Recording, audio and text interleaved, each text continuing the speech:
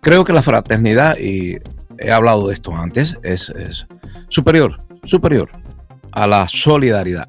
La solidaridad está bien ante el egoísmo solitario y bárbaro, pues obviamente hay que ser solidario con los miembros de tu familia, de tu cuadra en Cuba, la cuadra de los vecinos. Hay que ser solidario con la gente de tu partido político, con tu gremio de trabajo. Si tú eres un pescador, pues debes de ser solidario y no robarle peces, no romperle las redes de pescar a tus compañeros de oficio.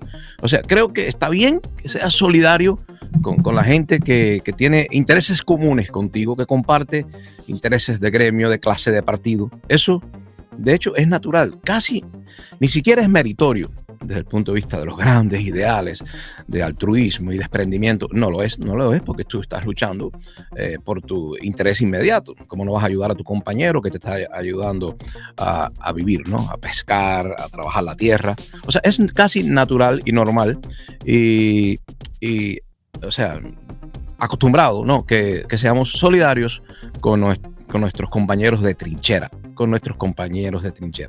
Ahora, fraternos, eso es un gran ideal. Yo desconfío bastante de los idealismos extremos y debería ser pragmático y decir, mira, yo tengo que ser solidaria con mi gente. Yo no tengo que ser solidario incluso con ningún cubano que me esté difamando, yo no tengo que ser solidario con él, ¿verdad? Desde el punto de vista natural, no, porque me está tratando de dañar la reputación. Se atacan los cubanos, sobre todo, la nueva generación de cubanos traumatizados por los trabajos que pasaron en la Cuba del periodo especial han crecido y ahora son youtubers, sobre todo los que han llegado desde Cuba y quieren vivir sin trabajar, pero arrastran una cantidad de traumas producto de su vida y su experiencia y de amargura que no les permite desarrollar un buen sentido del humor, una buena crítica constructiva ni una fraternidad. Ellos hacen, como siempre se ha tendido a hacer, hacen sus piñas, ustedes conocen, no sé si ahora se está usando mucho la palabra en Cuba. Las piñas son gremios muy chiquitos y reducidos, casi mafiosos, donde se le tolera a todos tus compañeros de gremio o de secta, los miembros, los compañeros de tu iglesia, se les perdona cualquier cosa y los que están fuera, aunque sea en tu propio barrio y vecindario, pues son los enemigos. A eso sin piedad, meterse con su familia, todo tipo de bajezas, nada de escrúpulos éticos ni morales. Esa es la carga que ahora estamos arrastrando, ¿no? Los que nos interesa, ¿no? Lo que nos interesa es el futuro de Cuba como nación, porque estamos fuera de Cuba, pero la nación se desborda. La nación no es ese grupo de cubanos que vive exclusivamente dentro del territorio nacional. Eso es una falacia, Los cubanos que nacen y que tienen una identidad colectiva, que comparten una identidad colectiva, quiero decir, pues son cubanos porque quieren serlo. Ser cubano es, ante todo, querer ser cubano. Porque en definitiva no podemos regresar para atrás muchos siglos viendo quién viene de un gallego, un isleño de Islas Canarias, un catalán, un vasco, la mayoría españoles, claro, lógico, o un africano. De cuántos países, de cuántas naciones. Ni siquiera en las tierras yoruba había una sola nación, Estaban en guerra unos con otros, y se vendían cuando ganaban la batalla. Entonces tenemos múltiples orígenes. Hay chinos también en Cuba, gente que fue traída del Yucatán, indios, no indios cubanos, indios de Yucatán traídos en contratos basura como trajeron a los chinos. Hay japoneses y por supuesto hay muchísimos judíos. Si hay una nación en el Caribe que tiene judíos es República Dominicana. Quiero decir sangre judía, no estoy hablando de sinagogas, identidad. Hay mucha gente que no sabe incluso que desciende de los marranos, ¿no? De esos judíos que fueron obligados a bautizarse bajo el rito católico o marcharse, abandonarlo todo, perderlo todo, irse a tierras extrañas a una arriesgada aventura de tratar de sobrevivir fuera de la tierra que habían conocido, que era España.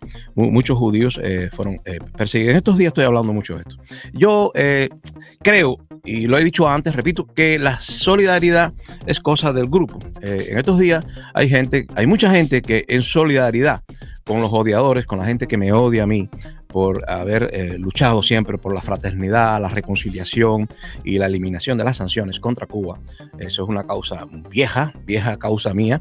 Como expreso político lo veo clarito que el interés del Estado no tiene por qué ser el interés del gobierno y que los cubanos sí podemos llegar a un entendimiento antes de que pasen cosas peores y cosas que cuando se producen esos daños, esas cosas malas en los pueblos, son daños irreparables. No se puede ya después retornar a una etapa en la que sí se podía haber hecho algo, ¿no? Por el futuro, por la armonía, por la necesaria convivencia, quiero decir. Se me olvidaba, siempre inicio con este programa con un breve fragmento del pensamiento de Madame de Staël, que fue esa señora que vivió de origen noble, sangre azul, como dicen la gente, que fue perseguida por Napoleón, que tuvo que irse de Francia porque tenía ideales monárquico-constitucionales. Se le considera la madre la madre espiritual, quiero decir, de la Europa moderna. Madame de Staël fue perseguida, era una filósofa, una feminista, y ella decía esto que está muy bonito y que choca directamente con el ideal de solidaridad que surge a partir de la muerte de la palabra fraternidad anunciada en la Revolución Francesa junto a libertad e igualdad. Recuerden esto, en la Revolución Francesa, donde se elimina el antiguo régimen de la sangre azul y los privilegios injustificados de la nobleza, se establecen 3 principios fundamentales: igualdad, libertad y fraternidad. En el orden correcto: libertad, igualdad y fraternidad. Son los 3 pilares, pero la última palabra, la fraternidad, en muy poco tiempo cayó en desuso. No se podía ser fraterno con los pueblos que tú querías conquistar. Y Francia, como todo poder, pues cayó en la tentación y se convirtió en una fuerza imperialista. Napoleón quería destruir todas las monarquías hostiles a él, entiendo. Era una guerra entre la república y las monarquías reaccionarias que tenían miedo del poder, el arribo al poder político de las masas plebeyas, y le hicieron la guerra y Napoleón y todos los imperialistas de aquellas repúblicas que se convirtió en imperio de ideas liberales y muy radicales, pues se convenció de que la palabra, se convencieron todos ellos, los revolucionarios a veces se arrepienten cuando pasa el tiempo, y se arrepintieron de la palabra fraternidad porque no podían ser fraternos con todo el mundo.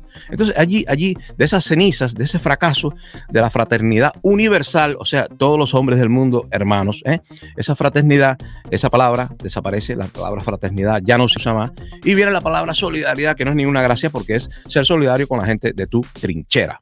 Y es lo que está pasando en estos días, por eso mucha gente vino y nos puso dislike y empezó a hacer denuncias, y es posible que este canal desaparezca. Y yo seguiré mi vida como he vivido hasta ahora, porque no es fácil luchar contra gremios, contra sectas fanáticas, cuando yo soy un solo hombre, y que tengo una familia que atender, tengo asuntos que también he descuidado mucho por Cuba, porque ni quiero ser presidente, como dice Eliezer Ávila, ni aspiro a un cargo, a un puesto, ¿no?, dentro del aparato estatal cubano, porque no puedo aspirar, porque siempre fui un opositor a Fidel Castro y me opuse a él desde el clandestinaje en Cuba, y sí lo hice sin dinero y sin consejo de ningún estado ajeno a nuestros asuntos. O sea, fui un auténtico revolucionario en una mala época. Me enfrenté a Fidel Castro, casi me fusilan, no pasó, y gracias a Dios, gracias al Creador, que fue el que nos puso aquí, pues estoy vivo para contar el cuento, y por eso les voy a iniciar esto pensando en todo lo contrario al rencor y el odio, pensando en la piedad. Dice Madame de Staël, la señora madre espiritual de la Europa moderna, dice o dijo: un solo sentimiento puede servirnos de guía en cualquier situación, uno solo basta para todas las circunstancias, la piedad.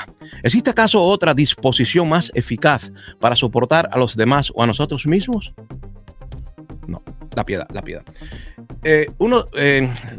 Yo también vamos a decir, comparto mis reflexiones con ustedes, porque creo que necesitamos una avanzada moral en este momento. También necesitamos algunas recetas económicas que siempre han funcionado y que pudieran poner a flote la economía de Cuba. Necesitamos otras recetas políticas que permiten que Cuba se democratice más y los ciudadanos puedan participar más de la vida nacional, en política quiero decir. Pero hay una cosa muy importante, y es que también necesitamos una avanzada moral para sacar del camino el estorbo de numerosos cubanos que no quieren levantarse a las 4 de la mañana para trabajar. Joven, gente llena de músculo, de energía, que no quiere trabajar, que quiere venir a YouTube, y vendrán más y más. Esto será una cosa abrumadora. Quieren venir a Internet, a hacer sitios, levantar números. Nunca hicieron nada por la libertad en Cuba, por la libertad, por poner un modelo más liberal y una apertura económica, política y social en Cuba. Nunca hicieron nada por eso, pero ahora ven la oportunidad de hacerlo sin riesgo, porque incluso van y vienen de Cuba sin problema. Esa es la onda anticomunista, van a Cuba. Esa es Cuba. Las cosas se han cambiado bastante. Y entonces, la verdad es que ellos han descubierto, y es muy rápido, muy fácil de descubrir, que la única forma de, si tú no estudias, si tú no buscas un contenido, y si tú no eres una persona honesta que filosofeas sobre las cosas que nos atañen, que nos deben de interesar, si no filosofeas de forma desprejuiciada y con total desinterés, pues no vienen las ideas, no hay ideas, no se enciende ese bombillo que yo no sé si ustedes se recuerdan, ese bombillo que se le encendía a la gente y le daba es una caricatura, ¿no? Ellos no tienen creatividad. Entonces, ¿qué hacen? ¿Qué hacen estos youtubers? Descubren que hay una parte del ser humano, una parte mala, pero que todos los amarillistas de la prensa tradicional han explotado mucho, que es la curiosidad. Quiero saber. Dicen que Reinaldo Escobar es caníbal. Vamos a ver, ¿y quién dice eso? El sargento tal, van para allá, el sargento tal dice que Reinaldo Escobar es caníbal y tienen pruebas. Entonces se supone que Reinaldo Escobar diga, no, yo no soy un caníbal, y trate de demostrar que no es caníbal, que lo que estaba comiendo ese día era otra cosa, no era carne humana, que era un revoltillo con cebollín. No podemos desgastarnos porque hay asuntos más importantes. No podemos desgastarnos en estos asuntos triviales, que en definitiva es lo que quieren estos odiadores que están llenos de perplejidad. Realmente no tienen una orientación en la vida, ni política, ni ética, ni religiosa. No son nada, son la nada, están vacíos, pero necesitan inspirarse y no se le enciende el bombillo. Por lo tanto, dicen, lo más importante es difamar al prójimo y formar el brete, y así nos entretenemos todos. Incluso a veces yo me entretengo también. Yo soy un ser humano.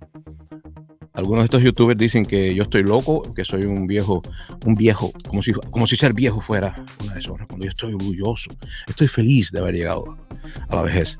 Porque a los 21 años me querían fusilar, o al menos eso me hicieron creer, con toda la capacidad que tiene el aparato de represión de la inteligencia cubana, pues me hicieron creer que iba a morir. Se lo hicieron creer a mi mamá, a mi esposa, a mi hermana.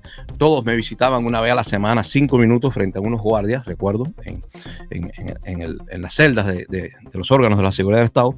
Me visitaban y se convertían incluso sin darse cuenta, por supuesto, mi esposa, mi mamá, todos sin darse cuenta se convertían en lo que se espera que sean ellos, que sean parte de la presión para que el prisionero confiese. O sea, esto lo desarrolló la Stasi, la KGB. Existía un método, y se los voy a decir rapidito, porque yo creo que estas cosas solo yo se las puedo contar, porque nadie unos por desinterés y otros porque no les conviene, no la van a contar.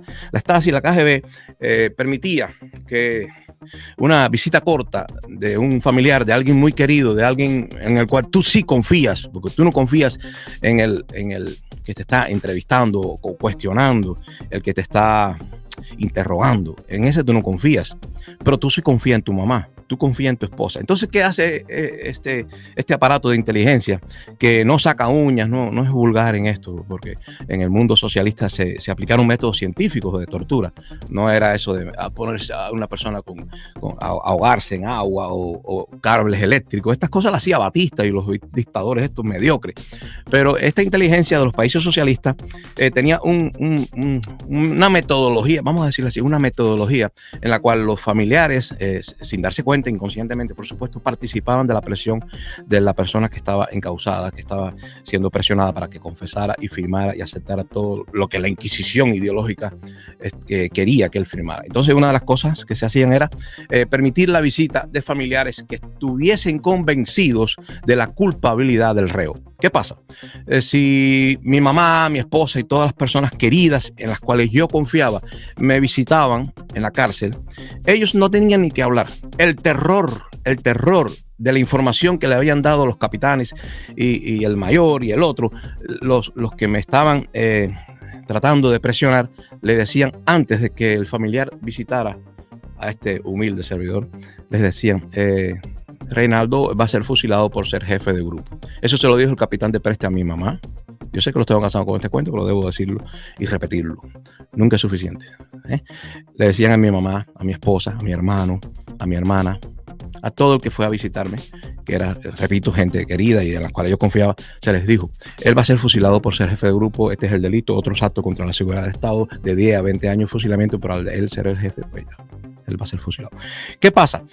Mi mamá, mi esposa y los seres en los cuales yo quería confiar y en los cuales yo me quería agarrar en el momento de la presión psicológica que me hacían, venían a mí una vez a la semana, no recuerdo ahora si era lunes o viernes, pero un día me visitaban 5 minutos, era una cosa muy rápida, que yo deseaba que ocurriera porque era el día de la visita, una gotica de agua, alguien que está sediento, ¿no? Y sufriendo.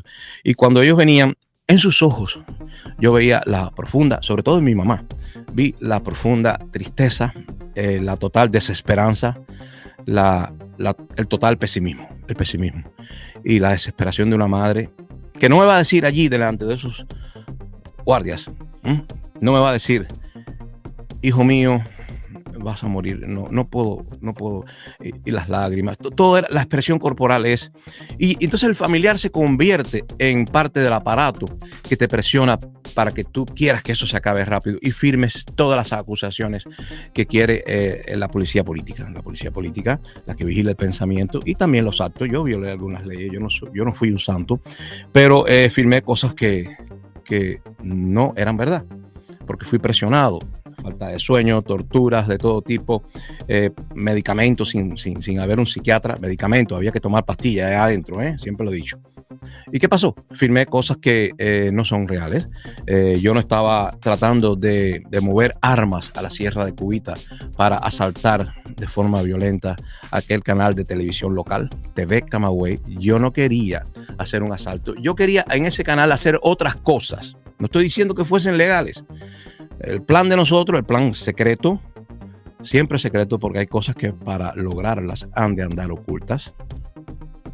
Ese plan era llegar a esa estación y transmitir un video de propaganda sobre nuestro grupo a toda la población de Camagüey. No tiene alcance nacional, pero era suficiente. Eso no está bien. Yo no estoy tratando de justificar ese acto, esa violación de leyes, desde el punto de vista de la legalidad, porque desde el punto de vista de la legitimidad es otra cosa y para nosotros sí era muy legítimo hacerlo en ese momento de totalitarismo y de alianza con la Unión Soviética. Creíamos eso y por eso habíamos puesto como título de nuestro periódico, que solo tuvo una edición, pusimos sin odio, sin miedos ni esperanzas, sin miedos ni esperanzas. No era de nosotros, pero ese era el espíritu, que le quiero decir, que nos movía. Y cuando yo estuve en ese lugar, pues mi mamá, mi esposa y los que me visitaron formaron parte de la presión y por eso yo tuve que firmar todas esas cosas de que estaba preparando un asalto armado, que las armas iban a estar ubicadas en Sierra Cubita. De hecho, todo el tiempo esperé que me pusieran las armas ya. Yo dije, porque ellos tienen un método y es hacerte dos o tres violaciones de la legalidad allí dentro de la cárcel. Te lo hacen, como ese día que me sacaron, me vistieron de civil y me soltaron en una calle y me dejaron libre hasta que unos segundos después llegó un carro y me arrestó falsamente y allí estaban oportunamente algunas cámaras con algunos señores de ellos tomando película del arresto y esa impunidad con que hicieron eso, que yo me sentí menos que un objeto porque me movían, me ponían de civil, ni me hablaban, no me hablaban y eso es suficiente para yo saber que podían ya hacer cualquier cosa, que yo no tenía ninguna posibilidad ni esperanza de tener autonomía en ese secuestro que nunca, durante 3 meses y 28 días, nunca vi a un juez, ni un abogado, ni nada por el estilo. El abogado el último día para que me dijera que yo era culpable, pero nunca vi un juez, nunca fui presentado como debe ser. Entonces algunos cubanos me tenían secuestrados y no me llevaban ante la justicia, no me acababan de llevar, porque no acababan de lograr que yo firmara. Finalmente sí firmé todas las acusaciones y la junta directiva, todos menos uno firmó. Nunca estuvo dispuesto a firmar y era el más joven de todos, mi primo, tenía 15 añitos, pero era muy terco o muy joven, yo no sé, pero no quiso firmar y estaba atrasando las cosas porque en definitiva ya estábamos servidos. Por eso yo les digo, junto a las declaraciones que yo mismo mismo me inculpé, porque al no tener yo un aparato frente al aparato grande, un aparato, quiero decir, un recurso, un órgano de justicia, de procedimiento penal, o mejor dicho, de procedimiento judicial que me sirviera a mi propio interés como víctima, pues yo afirmé todo y ya les digo, mi esposa y mi mamá fueron sin darse cuenta, en una presión muy grande, porque en sus ojos vi el sufrimiento y el pesimismo total. Eso así funciona y esos son consejos. Yo no sé si Cuba los tomó, pero casualmente eran métodos de la KGB y de la Stasi, servicios del mundo comunista. Yo creo que la fraternidad, repito, la fraternidad es superior, pero es una utopía. Reconozco, yo siempre que he criticado la ingenuidad, ¿no? Y el idealismo, he dicho que la verdad que hay ideales que se deben dejar a un lado para ser más pragmáticos y resolver pequeñas cositas de justicia y no aspirar demasiado y no lograr nada, ¿no? Esto de la fraternidad universal, bueno, es imposible habiendo estados, habiendo aparatos de inteligencia, habiendo conflictos bélicos, ocurriendo guerras. No creo que sea posible esto.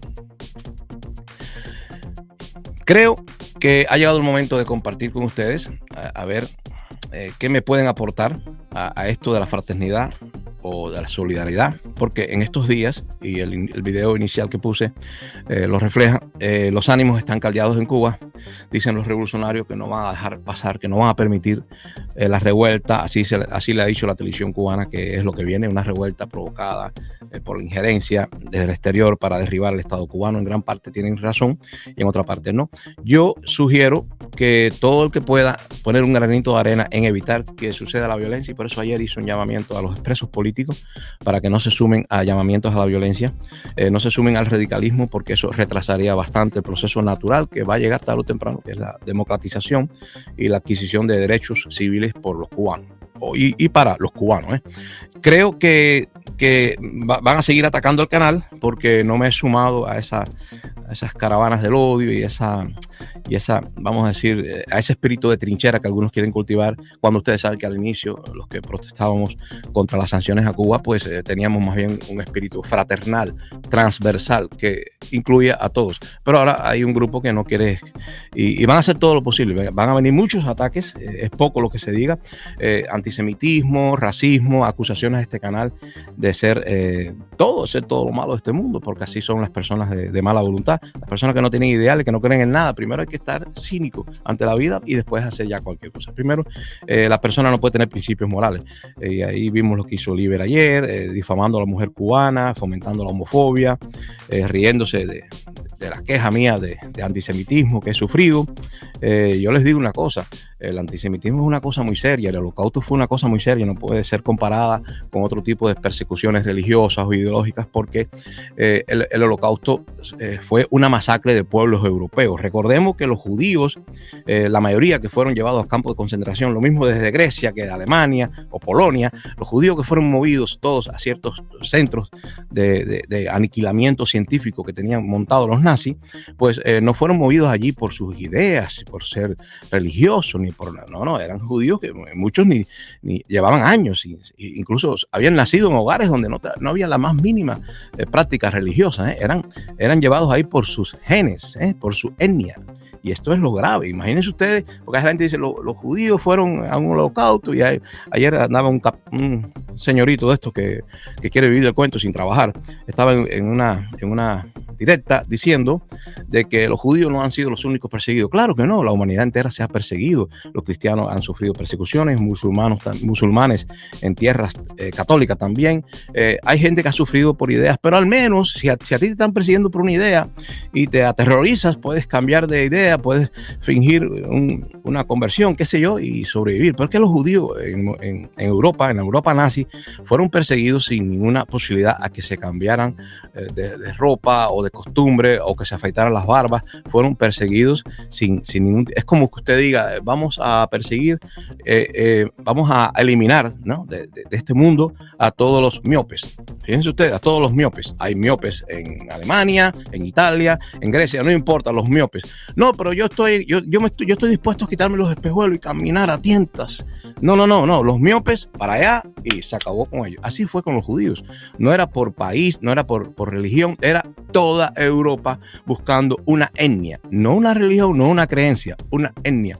Por eso que los pueblos civilizados saben que no tiene comparación el holocausto judío, no tiene comparación. Desaparecieron millones de personas de una etnia y eso es un crimen y una cosa sin comparación, no tiene comparación. El que diga lo contrario, por mucho que disimule y trate de comparar otros horrores que han ocurrido y que nadie los niega, está tratando de disminuirle la importancia al holocausto judío. Por eso que el antisemitismo es muy difícil de disimular y al que lo practica, pues se le escapa una palabra. Es como un racista tratando de pasar por el discurso políticamente correcto, va a meter la pata. Bueno, amigos, ya estoy compartiendo y en definitiva este no es el tema. Yo inicio sí, pero ustedes con libertad pueden escoger otro tema. Me parece que como ahora se acerca el momento de la confrontación entre la protesta y las fuerzas del orden en Cuba, creo que el tema debería ser la fraternidad que necesitamos todos los cubanos. Yo les voy a decir algo. En Cuba hay cosas que deben cambiar. Hay otras que deben ser modificadas y otras eliminadas por completo. Sobre todo cosas que no están incrustadas en el Estado. Hay algunas instituciones en Cuba que sí surgieron al fragor de los fusilamientos, del radicalismo, de inicio de la revolución. Se persiguió gente, se confiscó propiedades. También fueron de alguna manera perseguidos los católicos que se oponían a la revolución. Curas fueron sacados de Cuba. Órdenes religiosas montadas en barcos. Todo eso ha pasado. Los judíos también se fueron porque sus negocios se perdieron, se fueron para Miami Beach. La mayoría de los judíos, quiero decir, que tenían negocios. Mi familia perdió en Camagüey, perdió, no ganó con la revolución absolutamente nada. Perdió propiedades, tiendas, negocios, mayores y menores. En ese sentido, no estamos agradecidos a la revolución y yo menos, que he sufrido todo lo que ustedes saben, para no cansar. Pero yo creo que hay que fomentar la fraternidad a pesar de todo eso porque no veo otra salida. Y ahora que se acerca este momento, creo que es imprescindible tratar de establecer una cultura de tolerancia y de perdón. Y yo les digo, y el que me entienda, que me entienda, hay que guardar el nun. Repito, hay que guardar el nun.